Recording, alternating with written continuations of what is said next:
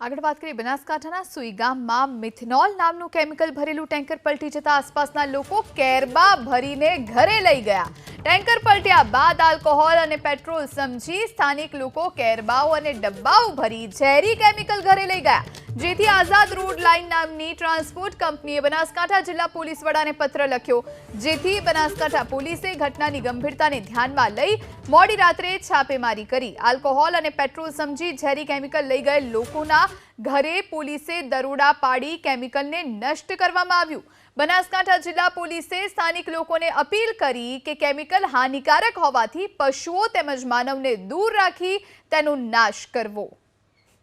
આ વિશે વધુ જાણકારી મેળવીશું। સંવાદદાતા વસંત તિરગર ફોન લાઈન પર જોડાયા છે। વસંત, પેટ્રોલ કે પછી દારૂ હોવાનું સમજી અને લોકો મિથેનોલને કેરબામાં ભરીને ઘરે લઈ ગયા, પોલીસ અચાનક જાગી અને લોકોને અપીલ કરી, શું વધુ જાણકારી?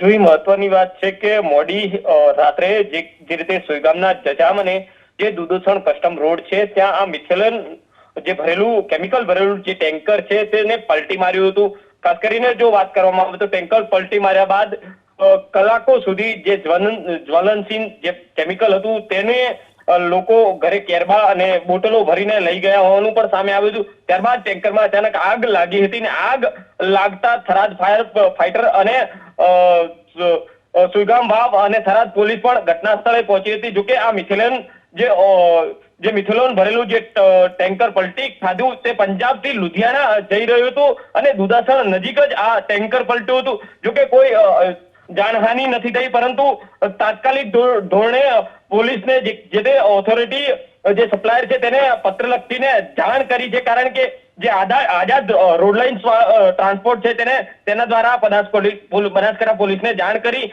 અને જે કેમિકલ છે તેના કેરબાઓ ભરી લઈ ગયા હોય તેવું પણ લાગી રહ્યું હતું। જોકે આલ્કોહોલ અને પેટ્રોલ સમજી આ ઝેરી કેમિકલ જે ઘરે લઈ ગયા હતા, મોડી રાત્રે પોલીસે છાપામારી કરી અને તમામ જે કેમિકલ છે તેને નષ્ટ કરવામાં આવ્યું છે।